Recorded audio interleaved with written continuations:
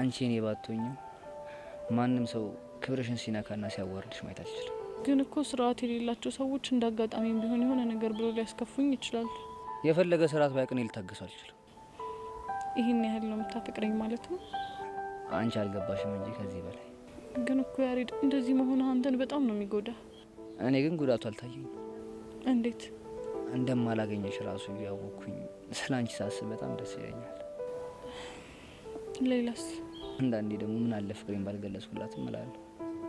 ቆይ ስላልተቀበልኩ ነው? አረ አይደለም። እና መጥቼ እንደ ድሮ የሆነ ነገር ቤሽ መጨቃጨቅ እፈልጋለሁ።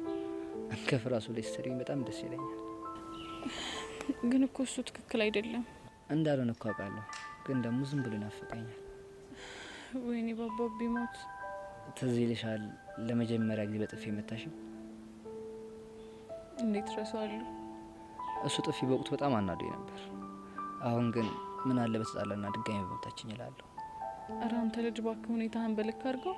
እና ደግሞ ወለም ብሎኝ ወድቄ ያሸሽልኝ አደናቅፎ ልትወድቂ ስትይ በክንዴ ይዤሽ አይነ ላይ የታየንባቸው ጊዜ አሁንም አይኔ ላይ አሉ።